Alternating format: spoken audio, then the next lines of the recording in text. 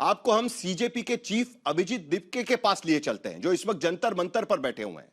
और अभिजीत दिपके बार बार यह साफ कर रहे हैं कि वो अभी भी अपनी मांग पर अड़े हुए हैं। अभिजीत दिपके इस वक्त हमारे साथ है। अभिजीत, सबसे पहले तो बहुत बहुत शुक्रिया, आप आज तक से बात कर रहे हैं इसके लिए। पहला सवाल यही है कि आंदोलन के मुद्दे अब क्या है? अगर धर्मेंद्र प्रधान का इस्तीफा हो जाता है, फिलहाल तो सरकार मना कर रही है, लेकिन अगर इस्तीफा हो जाता है तो क्या यह आंदोलन थमेगा? हमारे आंदोलन के जो सबसे दो बड़े मुद्दे थे वो ये थे कि एक तो धर्मेंद्र प्रधान का इस्तीफा होना चाहिए, क्योंकि 20 से ज़्यादा स्टूडेंट्स ने आत्महत्या की थी, तो उसकी ना किसी को तो जिम्मेदारी लेनी चाहिए। और दूसरा जो इम्पोर्टेंट मुद्दा था वो ये था कि जिन बच्चों ने सुसाइड करी उनके परिवारों को 1 करोड़ का कंपनसेशन मिलना चाहिए। उसके साथ 20 जुलाई को जो हुआ, जिस ब्रूटैलिटी के साथ पुलिस ने बच्चों के सर फोड़े, लड़कियों को पीटा है, तो उसके रिगार्डिंग हमने एक और डिमांड ऐड करी है कि जिन बच्चों के साथ ऐसा हुआ है, एक तो उसकी वजह से पुलिस के ऊपर कार्रवाई होनी चाहिए, और साथ में जिन बच्चों के ऊपर झूठे केसेस लगाकर उनको डिटेन या अरेस्ट किया गया था, वो सारे केसेस वापस लिए जाने चाहिए। लेकिन अब विपक्षी पार्टियां भी आपको सपोर्ट कर रही है, क्योंकि तमाम विपक्षी पार्टी के नेता आपके यहां पर दिखे। राहुल गांधी वहां पर एक अलग प्रदर्शन वहां पर कर रहे हैं, आप इसे कैसे देखते हैं? मैं सभी विपक्षी पार्टियों का धन्यवाद करना चाहूंगा कि वो उन सभी ने अपने पॉलिटिकल डिफरेंसेस को बाजू में रखकर स्टूडेंट्स के साथ एक साथ आए, और जो उन्होंने समझा कि जो देश का मुद्दा है, जो भविष्य का मुद्दा है इस देश का, उसके लिए वो सब साथ में आकर हमारे साथ खड़े रहे। उसके लिए मैं सभी का धन्यवाद करना चाहता हूँ। लेकिन सोनम वांगचुक अब जो है, उन्होंने तो अपना अनशन वापस ले लिया है। उन्होंने कहा है कि हालांकि धर्मेंद्र प्रधान के इस्तीफे पर उन्होंने कहा है कि वो मांग उन्होंने पुश नहीं की, लेकिन एक बात उन्होंने कही है कि अगर धर्मेंद्र प्रधान का इस्तीफा नहीं होता है तो सरकार के लिए मुश्किलें बढ़ेगी। लेकिन उन्होंने वो मांग पुश नहीं की है। तो क्या अब आपके रास्ते अलग हो चुके हैं? उस पर आपका क्या कहेंगे आप? इससे मुझे बहुत ही राहत और खुशी मिली है। हम खुद सोनम सर से बहुत दिनों से रिक्वेस्ट कर रहे थे कि आप प्लीज अपना अनशन तोड़ दीजिए, आगे का प्रोटेस्ट हम जारी रखेंगे, आप उसकी टेंशन मत लीजिए। और कल जैसे मुझे पता चला सोनम सर ने अनशन तोड़ दिया, आई वॉज वेरी रिलीव्ड, और बहुत जरूरी भी था, क्योंकि सोनम सर की जान जो है वो बहुत ज्यादा कीमती है इस देश के लिए, इस देश के भविष्य के लिए, इस देश के एजुकेशन सिस्टम के लिए। और 26 दिनों तक उन्होंने जो दर्द सहा है, जो सैक्रिफाइस किया है अपने हेल्थ का, आई थिंक इससे ज्यादा कोई और कुछ कर नहीं सकता था इस मूवमेंट के लिए। अपनी जान को एक तरीके से दांव पर लगाकर सोनम सर ने इस देश की जनता को जागरूक किया है।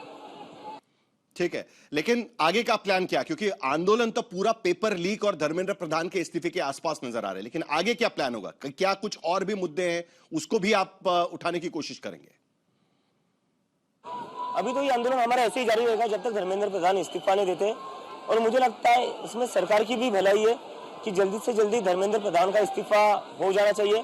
क्योंकि अगर धर्मेंद्र प्रधान का इस्तीफा नहीं होता है तो आज जो देश में लाखों के नंबर्स में स्टूडेंट्स और युवा सड़कों पर उतरे हैं, अगर धर्मेंद्र प्रधान का इस्तीफा नहीं होता है तो फिर वो नरेंद्र मोदी का इस्तीफा मांगना शुरू कर देंगे। तो सरकार की भलाई भी इसी में कि धर्मेंद्र प्रधान का इस्तीफा हो जाना चाहिए। लेकिन 2 राउंड आपकी बातचीत हो चुकी है सरकार के साथ में, आपका प्रतिनिधिमंडल उनसे मिलकर आया हुआ है, आज भी जो बातचीत हुई है, क्या आप उससे संतुष्ट है? क्या संतुष्ट हूँ ऐसा तो मैं नहीं कहूंगा, क्योंकि अभी जस्ट डायलॉग शुरू ही हुआ है। मोस्टली उन्होंने कहा कि वो 2 डिमांड्स पर अग्री कर रहे हैं, बट उस पर भी उन्होंने ऑफिशियल कंफर्मेशन कोई दिया नहीं है। उन्होंने कल फिर से डायलॉग के लिए बुलाया है, तो हम फिर से डायलॉग के लिए जाएंगे, बट हमारी प्राइमरी डिमांड जो है उससे हम पीछे नहीं हटने वाले, that is the resignation of the education minister. लेकिन एक और इस बीच जो चीज हुई है, वो एजुकेशन सेक्रेटरी जो है उनका तबादला कर दिया गया। उनके जगह पर 2 नए एजुकेशन सेक्रेटरी आएंगे, एक हायर एजुकेशन के लिए, एक प्राइमरी एजुकेशन, और बाकी इसके लिए आएंगे। तो अब आप करप्शन का मुद्दा उठा रहे हैं, कह रहे हैं कि भाई उनमें जो एक सेक्रेटरी है वो करप्शन में लिप्त है। ये मुद्दा आप कहां से उठा रहे हैं? क्या यही मुद्दा रहेगा आप इसके आगे? क्योंकि मुझे पता चला है कि उनके ऊपर ऑलरेडी करप्शन के बहुत सारे एलिगेशन थे। एनिमल वेलफेयर डिपार्टमेंट में उन्होंने करप्शन किया हुआ था, तो एक तरीके से उनको प्रमोट किया जा रहा है। करप्ट लोगों को ये सरकार प्रमोट कर रही है, तो ये क्या हो रहा है? हम बोल रहे हैं कि कॉन्क्रीट एक्शन ले लो, अकाउंटेबिलिटी फिक्स करो, आप जो कर रहे हो वो ये करोगे और करप्ट लोगों को प्रमोट कर रहे हो, so this is not right. तो सरकार ने, धन्यवाद अभिजीत, आपने हमसे बात की इसके।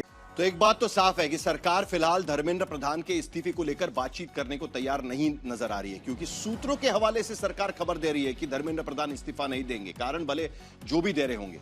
लेकिन फिलहाल जो प्रतिनिधिमंडल सीजेपी की तरफ से मिलने गया था, उनको उनके तरफ से कहा गया है कि हम कल तक आपको बताएंगे। वहीं दूसरी तरफ अभिजीत दिपके, थोड़ी देर पहले जिन्होंने मुझसे बात की, उन्होंने कहा कि हम तब तक आंदोलन जारी रखेंगे जब तक धर्मेंद्र प्रधान का इस्तीफा नहीं होता है। तो सबसे बड़ा मुद्दा आज की तारीख में यही होगा कि क्या शिक्षा मंत्री इस्तीफा देंगे। हमारे साथ तमाम मेहमान जुड़ रहे हैं। तुहिन सिन्हा भारतीय जनता पार्टी के प्रवक्ता इस चर्चा में शामिल होंगे। चरण सिंह सप्रा कांग्रेस के तरफ से और विपक्ष के तरफ से अपनी भूमिका रखेंगे। आशुतोष पॉलिटिकल एनालिस्ट और प्रोफेसर दीप्ति तनेजा दिल्ली यूनिवर्सिटी की प्रोफेसर है, वो भी इस चर्चा में शामिल होंगी। 3 सवाल इस पैनल के सामने, और मैं उम्मीद करता हूं कि आप सभी ने अभिजीत दिपके को भी सुना होगा, जिनके साथ मैंने थोड़ी देर पहले बातचीत की है। पहला सवाल, क्या धर्मेंद्र प्रधान का इस्तीफा नहीं देने के पीछे सरकारी सूत्रों की दलील जो दी जा रही है वो सही है? क्योंकि दलील यह दी जा रही है कि अगर वो इस्तीफा देते हैं तो उसे जिम्मेदारी से भागना कहा जाएगा।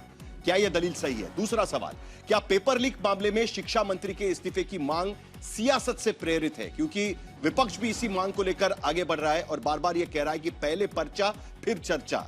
तो क्या यह सियासत से प्रेरित मांग है? और तीसरा सवाल, सीजेपी का आंदोलन परीक्षा व्यवस्था में सुधार, शिक्षा व्यवस्था में सुधार या करप्शन के खिलाफ है? क्योंकि अब मामला करप्शन का भी उठ रहा है। जिन्हें शिक्षा सचिव के रूप में अब नियुक्त किया गया है, उन पर करप्शन के आरोप है, ऐसा सीजेपी का कहना है। और जिसके चलते जो सरकार कर रही है वो लीपापोती है, यह भी कहने की उनकी कोशिश है। शुरुआत करते हैं तुहिन सिन्हा जी। अगर धर्मेंद्र प्रधान इस्तीफा नहीं देना चाहते या फिर सरकार ने यह फैसला किया है कि जिम्मेदारी से भागना होगा, इस्तीफा देना, तो सूत्रों के हवाले से खबर क्यों आ रही है? आप अधिकृत तौर पर बता दीजिएगा कि किसी भी हालत में धर्मेंद्र प्रधान इस्तीफा नहीं देंगे। जो प्रतिनिधिमंडल सरकार से आकर मिल रहा है, उन्हें बता दीजिएगा कल तक का समय क्यों मांग रहे हैं। साहिल जी नमस्ते, सबको नमस्ते। देखिए, अगर सरकार की तरफ से औपचारिक सूचना नहीं आई है तो इसका अर्थ है कि हम पूरी तरह से डिस्कशन के लिए तैयार हैं। और डिस्कशन में मेरे ख्याल से विपक्ष के लिए एक बहुत सुनहरा अवसर है।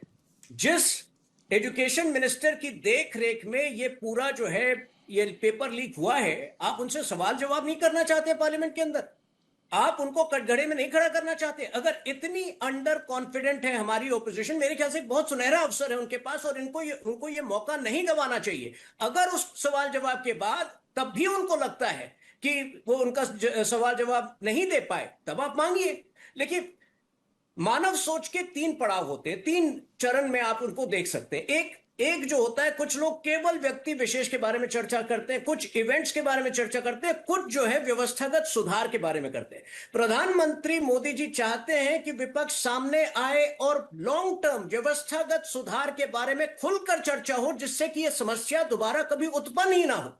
विपक्ष से भागता है। आप खुद सोचिए कि विपक्ष ने 10 बार यह तो मांग की है कि धर्मेंद्र प्रधान जी छोड़ दे अपना पद, लेकिन क्या एक सुझाव, एक ढंग का सुझाव इस विपक्ष से आया है? अगर इस पूरे डिस्कशन के बाद भी विपक्ष को लगता है कि धर्मेंद्र प्रधान जी ही दोषी हैं, तो वो बिल्कुल मांगे इस्तीफा। लेकिन मुझे लगता है इस वक्त हमें डिस्कशन से भटकना नहीं चाहिए। और दूसरा, थोड़ा सा विपक्ष को अपने गिरबान में भी झांक कर देखना चाहिए। 3 दिन पहले झारखंड में एक बड़ा स्कैम हुआ है पेपर लीक का। क्या हेमंत सोरेन जो एजुकेशन मिनिस्टर है, उनसे इस्तीफा मांगा जा रहा है? पंजाब में इसी सप्ताह खबर आई है, जो पंजाब केमिस्ट एंट्रेंस एग्जाम का स्कैम, जिसमें कि पेन ड्राइव में और पेन्स में जो है कैमरा फिक्स किए गए थे। उसमें तो अरविंद केजरीवाल नहीं बोल रहे हैं कि सोनम वांगचुक को आप बना दीजिए एजुकेशन मिनिस्टर पंजाब का, अभिजीत दिपके को बना दीजिए चीफ मिनिस्टर पंजाब का। तो मुझे लगता है कि विपक्ष का दोहरा मापदंड नहीं होना चाहिए। ये स्टूडेंट के कॉज को बहुत ज्यादा हार्म करता है। तुहिन सिन्हा, विपक्ष को 2 मिनट के लिए हम दरकिनार कर देते हैं। भूल जाइए कि विपक्ष आपसे सवाल पूछ रहा है या विपक्ष इस बात को मांग को लेकर अड़ा हुआ है, ठीक है? पहले मुद्दा किसने उठाया था? सोनम वांगचुक और सीजेपी ने, कॉकरोच जनता पार्टी ने। अभिजीत दिपके और उनके सहयोगी वहां पर अनशन के लिए बैठे हुए थे, आंदोलन के लिए बैठे हुए थे जंतर मंतर पर। 3 मांगे उन्होंने आज की तारीख में रखी, लेकिन पहली उनकी ओरिजिनल मांग थी कि जो इसके लिए जिम्मेदार है वो इस्तीफा दे। जिन्होंने वादा किया था कि हम किसी भी तरीके से पेपर लीक नहीं होने देंगे, क्योंकि एनटीए का जो निर्माण किया गया वो यही कहकर किया गया कि राज्यों में जो परीक्षाएं होती है उसमें पेपर लीक की संभावना होती है, इसीलिए हम एक ऐसी व्यवस्था बनाना चाहते हैं जो फुल प्रूफ हो, और इसीलिए एनटीए का निर्माण किया गया था। लेकिन हुआ क्या? एनटीए में हर साल करीब करीब उसके बावजूद भी पेपर लीक होता रहा है। अब ऐसे में सवाल, जो ये संस्था चला रहे हैं, जो ये पूरा इंस्टीट्यूट चला रहे हैं, उस पर सवाल उठ रहे हैं। और सरकार ने वहां पर जो सेक्रेटरी है उनको तो बदल दिया। अगर आप उनको बदल रहे हैं तो उनके जो मुखिया है, उनके जो प्रमुख है, उन पर कार्रवाई क्यों नहीं? यह सवाल अभिजीत दिपके यहां पर उठा रहे हैं। थोड़ी देर पहले उन्होंने यही मुद्दा रखा हुआ है। जवाब इसका चाहिए। आपने कहा साहिल जी, जैसा आपने कहा, फिलहाल सबको अलग कर देते हैं। सिर्फ मैं सरकार का पॉइंट ऑफ व्यू आपको बता रहा हूं। अगर इस्तीफा नहीं हुआ है तो यह भी संभव है कि कुछ बहुत बड़े जो व्यवस्थागत सुधार पर काम चल रहा है पिछले 2 महीने से, वो सामने आने वाला है। देखिए, ये सरकार जो है ना, एक एक सरप्राइज करने की क्षमता रखती है जो इस विपक्ष में नहीं है। इस विपक्ष की सोच जहां खत्म होती है, समाप्त होती है, वहां से हमारी सोच शुरू होती है। तो आप एक हफ्ते रुकिए, आप देखिए कि पिछले 2 महीने में क्या क्या काम हुए हैं। 40 दिन के अंदर त्वरित तरीके से त्रुटि मुक्त री एग्जाम भी हुआ। यह भी निर्णय लिया गया कि अगले साल पूरी तरह से डिजिटल फॉर्मेट में नीट एग्जाम होगा। 13 लोग गिरफ्तार हुए और अब उन 13 लोगों को फास्ट ट्रैक कोर्ट्स के जरिए उस लॉ के तहत पनिश किया जाएगा जो लॉ हमने लाया था 2024 में, जो पहला एंटी कॉपिंग लॉ है, और वो भी अमेंड करके उसको और ज्यादा खौफनाक बनाया जा रहा है, जिसमें संभवतः 10 साल की सजा का भी प्रावधान होगा। तो इतना सब कुछ पिछले 2 महीने में हो रहा है। यह कहना कि सरकार कुछ नहीं कर रही है, ये लोगों को बस गुमराह करना है। देखिए, स्थिति पिछले 18 घंटे में बिल्कुल बदल गई है। तो गुमराह कौन कर रहा है? सीजेपी गुमराह कर रही है? नहीं, गुमराह कौन कर रहा है? सीजेपी गुमराह कर रही है? राहुल गांधी। नहीं, तो अभी अभिजीत दीपके भी कह रहे थे कि हम संतुष्ट नहीं है, लीपापोती चल रही है, तो सीजेपी भी कह रही है। नहीं, सीजेपी के साथ आज बहुत थोड़ी देर अच्छा पहले अभिजीत संवाद हुआ दीपके है। कह रहे थे। सीजेपी के साथ आज बहुत अच्छा संवाद हुआ है।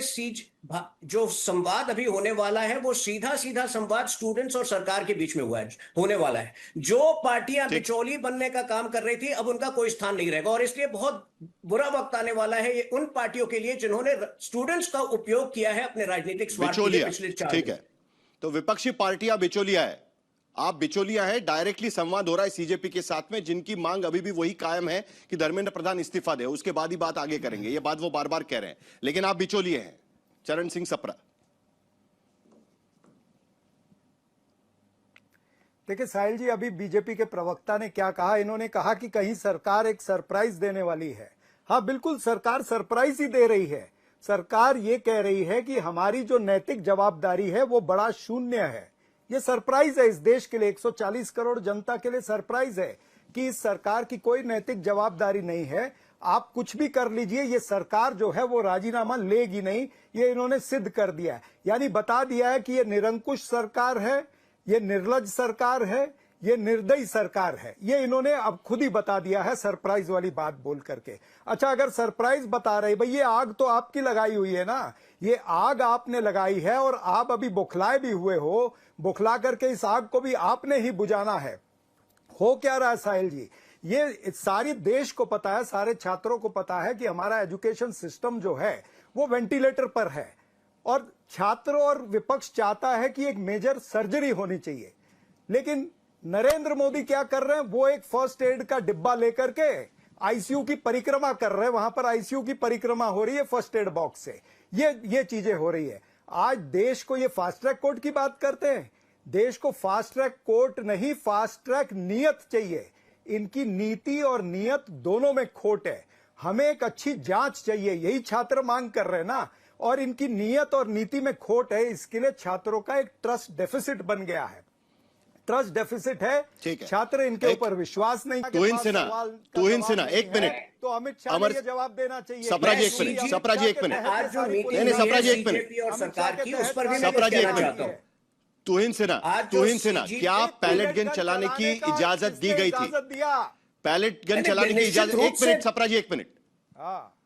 देखिए, इजाजत दी गई थी, पैलेट गन चलाने की इजाजत दी गई थी। तो डिनाई किया था, बिल्कुल नहीं दी गई थी, डिनाई किया कि पैलेट बिल्कुल नहीं दी गई थी। और इसकी जांच होगी, किस परिस्थिति में हुई और क्यों हुई और किसने मैंडेट दिया, ये सब की जांच होगी। क्या हम इससे भाग रहे हैं?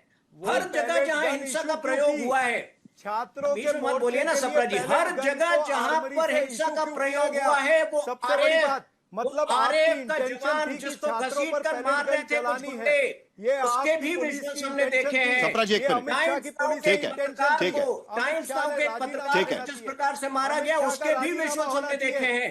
हर जगह जहां हिंसा का सप्रा जी एक प्रयोग हुआ है, मिनट, जरा सप्रा जी को शांत करिए प्लीज। इस तरीके से नहीं होगा, मामला गंभीर है, आप इस तरीके से चर्चा मत करिएगा। सप्रा जी, मैं आपको भी समय दे रहा हूं, उनको भी समय दे रहा हूं। तो इन सिन्हा जी, मेरा स्पेसिफिक सवाल एक बार फिर, आपने कहा कि पुलिस, एक मिनट सप्रा जी, एक मिनट, आप ही के सवाल का उत्तर दे रहा हूं। नहीं एक मिनट, नहीं एक मिनट, मैं उसी में मैं आपको सवाल पूछना चाहता हूं। देखिए ऐसा है, आप ठीक कह रहे हैं कि पुलिस वालों पर हाथ नहीं उठाना चाहिए था। जिस तरीके से पुलिस वालों पर हमले किए गए 20 तारीख के बाद में, वो सही नहीं है, उस पर कार्रवाई होनी चाहिए। आप कार्रवाई करेंगे उस पर, ठीक है, मैं मानता हूं। मैं ये भी मानता हूं कि वहां पर पत्रकारों को जिस तरीके से धक्का मुक्की की गई, उन पर भी कार्रवाई होनी चाहिए, चलिए वो भी मैं मानता हूं। लेकिन क्या आप इस बात को मानते हैं कि जिसने पैलेट गन चलाने के आदेश दिए हैं उनको इस सर्विस से निकाल दिया जाएगा, उनको सस्पेंड कर दिया जाएगा? जो पुलिसकर्मी वहां पर सादे देश में, यानी अपना यूनिफॉर्म पहने बिना वहां पर लाठी चार्ज कर रहे थे, जिनकी तस्वीरें वहां पर घूम रही है, उन पर भी कार्रवाई की जाएगी? उन पर भी मैंने उसी तरीके से स्पष्ट कहा कार्रवाई है की जाएगी? साहिल जी, मैंने स्पष्ट, इसका आप वादा करते हैं? मैंने बिल्कुल स्पष्ट कहा है, जांच होगी। राहुल गांधी के वीडियो कोई आधार पे नहीं होगा। राहुल गांधी बहुत सारे फेक वीडियोस बनाते हैं। जांच होगी। अगर कोई भी पुलिसकर्मी दोषी पाया जाता है, राहुल गांधी का वीडियो नहीं है, लेकिन राहुल गांधी इंडिया टुडे की स्टोरी है, जहां पर राहुल गांधी अस्पताल के कागज भी हमने दिखाए हुए हैं। वेबसाइट पर जाकर देख लीजिएगा, पैलेट गन चलता है कहां पर, आपको पता है? तो इनसे ना, तो मैंने बहुत क्या इस पर स्पष्ट कहा है। कार्रवाई होगी?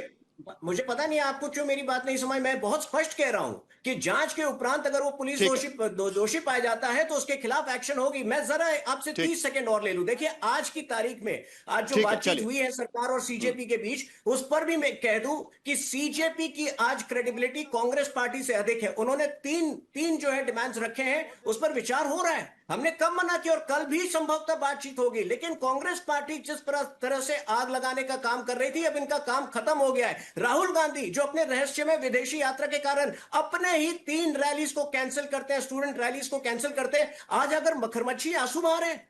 मुझे लगता है कि स्टूडेंट्स के पास कम से कम कुछ आइडियाज तो है। कांग्रेस पार्टी का सिवाय इसके कि आप इस्तीफा दीजिए, कोई आइडियाज नहीं है इनके पास। और तब भी मैं कह रहा हूं कि पार्लियामेंट में आइए, हमें आपकी प्रतीक्षा है, इस पर हम आपको जाने नहीं देंगे। आपने इसी तरह से 3 डिमांड पर चर्चा होगी, वो कह रहे। ठीक है सप्रा जी, कुछ हम तो थ्रेड बेयर कह चुके हैं। देखिए साहिल जी, ये राहुल जी पर आरोप लगाते हैं नरेंद्र मोदी क्या गड़ियाली आंसू रात को 1 बजे बाहर हैं भाई, वो अपना वीडियो जारी करके क्या हो रहा है, ये सारी चीजें। और पैलेट गन चलाने की इजाजत किसने दी? एक बात, पैलेट गन आर्मरी से इशू कैसे हुई, इसकी जुडिशियल इंक्वायरी होनी चाहिए, हाई कोर्ट के सिटिंग जज के जरिए से इंक्वायरी होनी चाहिए, और अमित शाह ने इसकी नैतिक जवाबदारी लेनी चाहिए। अमित शाह ने राजीनामा देना चाहिए। छात्र के आतंकी आगे बढ़ाएंगे, क्या ये कश्मीर के पत्थरबाज थे? आप क्या कहना क्या चाहते हैं? क्या इनके पाकिस्तान से लिंक है? आपने किस तरह से पैलेट गन चलाई, इसका जवाब देना पड़ेगा आपको, नहीं तो अमित शाह का राजीनामा लेना पड़ेगा। ठीक, अगर लिंक की बात होती तो सरकार वहां पर चर्चा करने के लिए नहीं बैठती। सूत्रों के हवाले से चीजें भूल गई है। सप्रा जी, 1 मिनट, पार्लियामेंट में हम प्रतीक्षा आगे मुद्दा आने वाले हैं। पार्लियामेंट में आएंगे सोमवार को। उम्मीद वही है कि पार्लियामेंट के भीतर भी चर्चा होगी। लेकिन सप्रा जी, 1 मिनट तो इनसे ना जी, मुझे आशुतोष जी के पास जाना है, क्योंकि आपने कारण सुने। हालांकि ये सूत्रों के हवाले से कारण दिए गए हैं। कारण ये दिया गया है कि धर्मेंद्र प्रधान इसलिए इस्तीफा नहीं देंगे क्योंकि अगर वो इस्तीफा देते हैं तो उसका मतलब यह निकाला जाएगा कि वो जिम्मेदारी से भाग रहे हैं।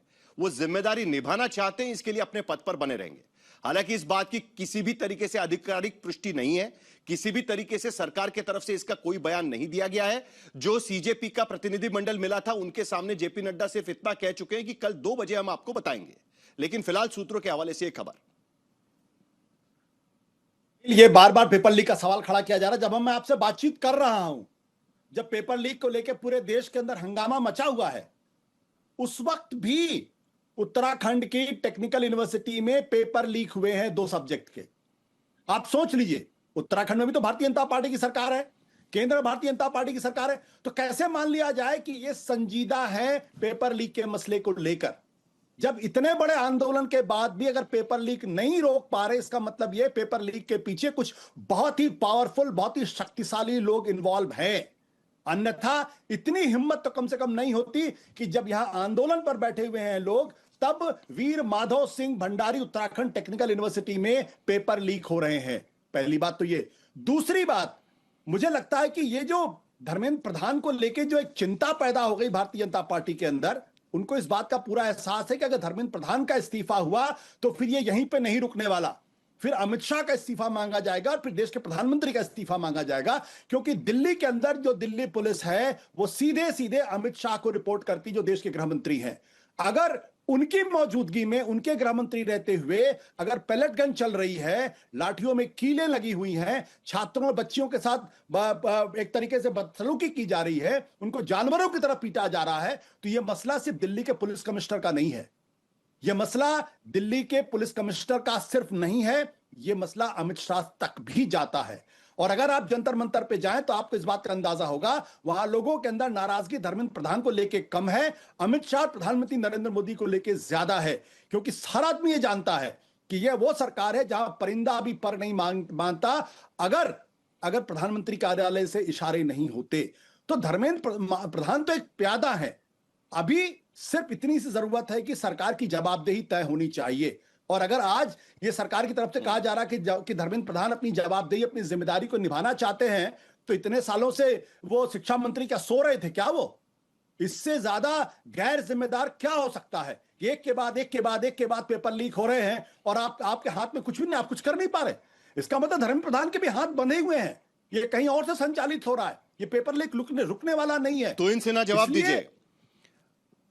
देखिए ये सवाल जो है, स्नोबॉल इफेक्ट कहा जाता है, स्नोबॉल इफेक्ट, उसके डर के वजह से सरकार इसमें हाथ नहीं डाल रही है, ये आरोप है। मैंने देखिए आशुतोष जी को भी मैं वही कहूंगा कि सोच के तीन जो है चरण होते हैं। अगर पहला दिन इस्तीफा हो जाता मॉरल रिस्पॉन्सिबिलिटी। आज 2.5 महीने में वही व्यक्ति जो है व्यवस्थागत सुधार के में पूरी तरह से जुटा हुआ है। आप सुनना नहीं चाहते उसको पार्लियामेंट के अंदर। देखिए आज से 3 साल पहले एक रेल हादसा हुआ था। अगर हम आनंद फानन में रेलवे मंत्री का इस्तीफा लेते, आज जो रेल रिफॉर्म्स आप देख रहे हैं, और रेल रिफॉर्म्स के बारे में आशुतोष जी को बहुत भली बात ही पता है, जिस पैमाने में इलेक्ट्रिफिकेशन हुआ है, जिस प्रकार से टिकटिंग में हर प्रकार से रिफॉर्म्स हो रहे हैं, क्या वो संभव होता? तो देखिए जो व्यक्ति अगर शिक्षा मंत्री जिम्मेदार है, जो कि आपको डिस्कशन के बाद एक नया स्वरूप हो सकता है मिले, आप डिस्कशन के उपरांत जो है निश्चित रूप से दोबारा ये मांग रखिए और तब जो है ये दोबारा डिस्कस करिए, इस्तीफा होना चाहिए नहीं। लेकिन आज अगर आप पूरे डिस्कशन को,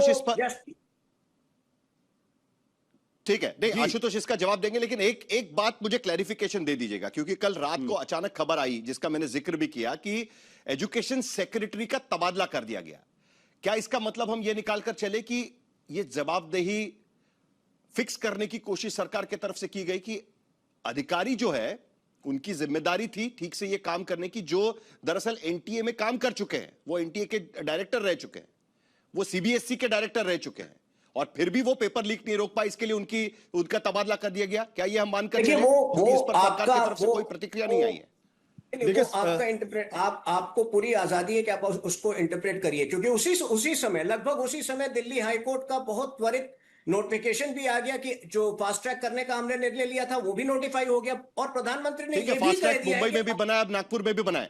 मैं फास्ट ट्रैक कोर्ट पे नहीं जा रहा हूं, मैं जवाबदेही फिक्स करने की बात कर रहा हूं। क्या इसका मतलब ये निकाला जाना चाहिए या फिर ये तबादले का क्या मतलब है? क्या इसका मतलब निकाला जाना चाहिए? आप उसको अपनी तरह से इंटरप्रेट कर सकते हैं। प्रधानमंत्री ने स्पष्ट किया है कि ऐसे बहुत निर्णय होने वाले हैं, अगले कुछ दिन में आप प्रतीक्षा करिए, ऐसे निर्णय होंगे जिसकी कल्पना ये विपक्ष नहीं कर सकती है, और ये सुधार अब नहीं रुकेगा। विपक्ष जो है वो तैयार होकर डिस्कशन के लिए आए, बस हम इतना चाहते हैं। साहिल, ठीक है आशुतोष।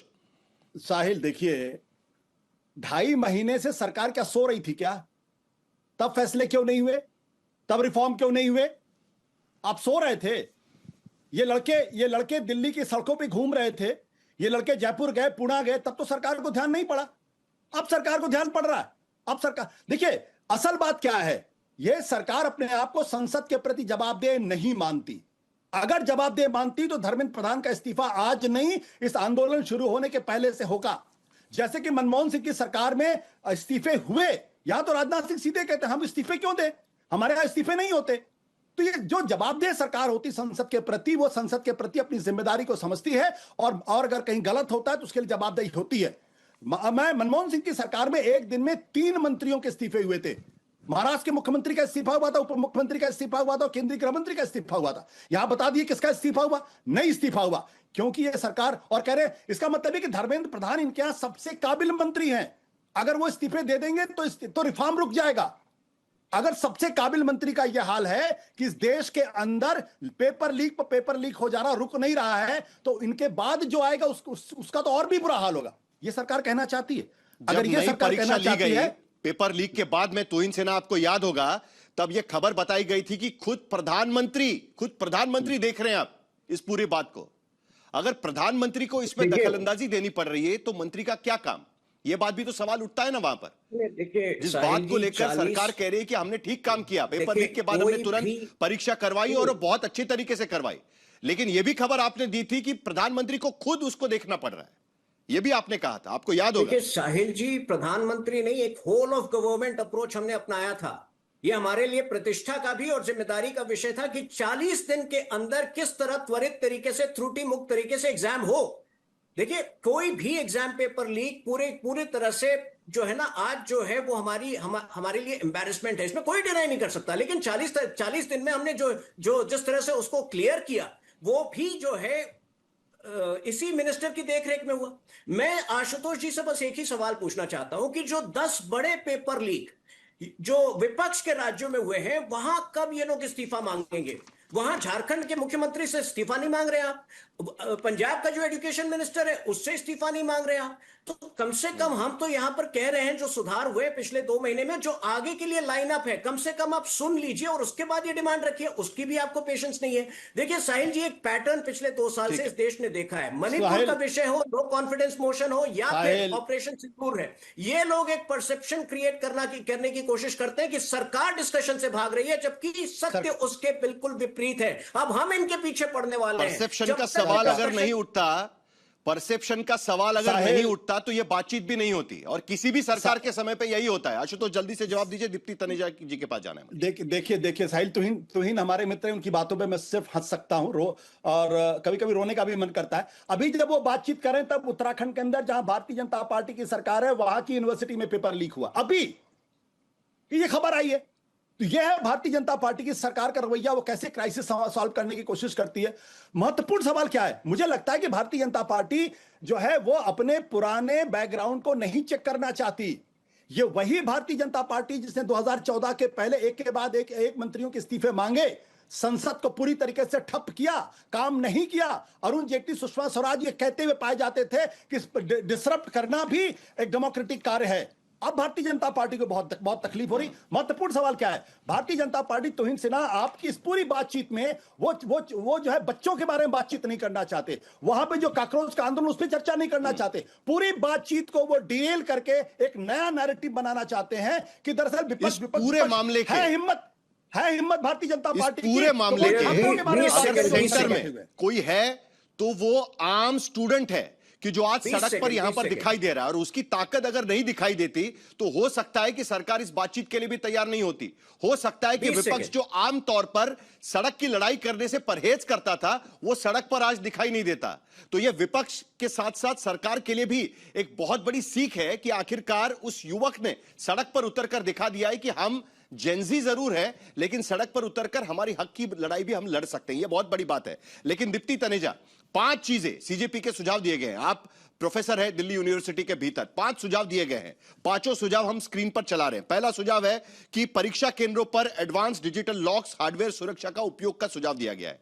राष्ट्रीय स्तर की परीक्षाओं की निगरानी के लिए एक नए स्वतंत्र पारदर्शी रेगुलेटरी बॉडी के गठन का प्रस्ताव दिया गया है। परीक्षा कराने वाली एनटीए जैसी एजेंसी की जवाबदेही तय करने का प्रस्ताव दिया गया है, और विद्यार्थियों की शिकायत, धांधली की खबरों की तुरंत जांच का प्रस्ताव, और आखिर में पेपर लीक रोकने में नाकाम अफसरों पर कठोर दंडात्मक कार्रवाई का भी प्रस्ताव दिया गया है।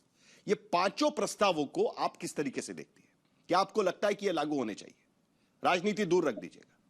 जी नमस्कार साहिल जी, आपने बहुत ही बढ़िया एक सवाल पूछा है और इसका सीधा सीधा जवाब यही है कि बिल्कुल इन 5 मुद्दों पर, इन 5 बिंदुओं पर बिल्कुल कार्रवाई होनी चाहिए। और सबसे बखूबी बात तो ये है कि इन पे ऑलरेडी सरकार की तरफ से कार्रवाई हो चुकी है। जिस तरीके की ये बातचीत बाकी चल रही है, कि जिस तरीके से दीपके कह रहे हैं, जो आपने ये जहां पे मुद्दा उठ रहा है कि धर्मेंद्र प्रधान की रेजिग्नेशन, ये इन 5 डिमांडों से पहले जो प्री डिमांड की तरह रखा जा रहा है, that is what is causing all the politics. ये जो 5 बिंदु हैं, ये 5 बिंदु तो अगर हम राधाकृष्णा रिपोर्ट पे जाएं, जो 2024 में पेपर लीक हुआ, जिसके बाद वो रिफॉर्म्स भी आए, जो एक्ट भी बनाया गया है सरकार के द्वारा, तो वो जो राधाकृष्णा रिफॉर्म्स थे उसको एक कदम आगे बढ़ाने की बात है ये, जिसके तहत था कि आप सरकारी स्कूलों में ना करके, प्राइवेट स्कूलों में ना करके, सरकारी स्कूलों में डिजिटल तरीके से जो एग्जाम करेंगे। क्योंकि अगर हम समझे साहिल कि इस समय जो ये पेपर लीक हुआ है, दीप्ति जी, आपको याद होगा कि सरकार ने 2024 में भी एक कानून पास कराया था, और उसके बाद कहा था कि अब किसी की हिम्मत नहीं होगी, इतना कड़ा कानून हम ला रहे हैं कि किसी की हिम्मत नहीं होगी कि इसके बाद पेपर लीक कराएं। लेकिन क्या हुआ, दोबारा पेपर लीक हुआ, आप उसे और कड़ा करने की कोशिश कर रहे हैं। आपको पता है कल क्या हुआ है? 2024 के पेपर लीक में जिनको गिरफ्तार किया गया था, सीबीआई जाकर आज अदालत में कह रही कि इनके खिलाफ हमारे पास कोई सबूत नहीं है, इनके खिलाफ हम मामला नहीं चला सकते। पता है आपको? जी, मुझे ये बात पता है। सही है ना बात तुहिन सिन्हा जी? सवाल यही है, सिस्टम की गड़बड़ी है, एग्जामिनेशन सिस्टम की गड़बड़ी है कि किसकी गड़बड़ी है, और कैसे फिक्स होगा? वो किसी भी केस में हो सकता था, लेकिन मैं आपको ये कह रहा हूं साहिल जी एक कि मिनट, जब पूरे देश में मुझे दीप्ति तनेजा जी को पूछा, आपके पास आता हूं उसके बाद। पहले दीप्ति तनेजा जी बोलेंगी, उसके बाद आपके पास आता हूं जी। जी, देखिए, वो जो लागू हुआ था, जिस आप 2024 के जो कानून की बात कर रहे हैं, उस कानून को भी कितना ज्यादा समर्थन मिला था, कितने अधमरे तरीके से वो पास हुआ था, वो सब इतिहास में दोहराने की मुझे जरूरत नहीं है साहिल जी, क्योंकि उस चीज को विपक्ष ने तब भी बहुत सीरियसली नहीं लिया था।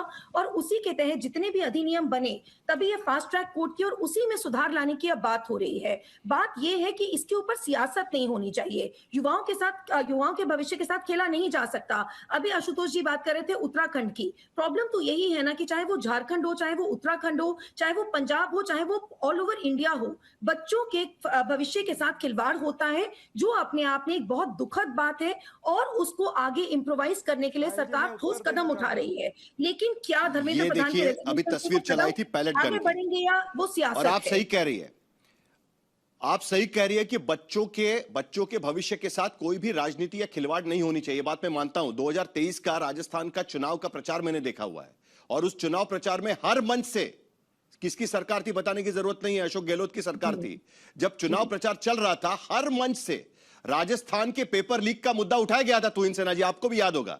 और आज की स्थिति में अगर पेपर लीक के आंकड़े निकाले तो उत्तर प्रदेश के बाद राजस्थान का नंबर आता है।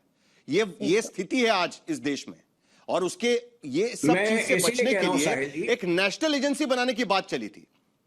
यानी अगर नेशनल एजेंसी बनाएंगे तो कोई पेपर लीक नहीं होगा, लेकिन उसके बावजूद वो नहीं रुक पाया। आशुतोष जी जवाब दीजिए, उसके बाद तुहिन सिन्हा। देखिए साहिल, अभी दीप्ति जी ने कहा, दरअसल मेरा नाम लेकर उन्होंने कहा, तो इसलिए मैं कह दूं कि भारतीय जनता पार्टी के जमाने में अधमरे तरीके से कानून बनता है।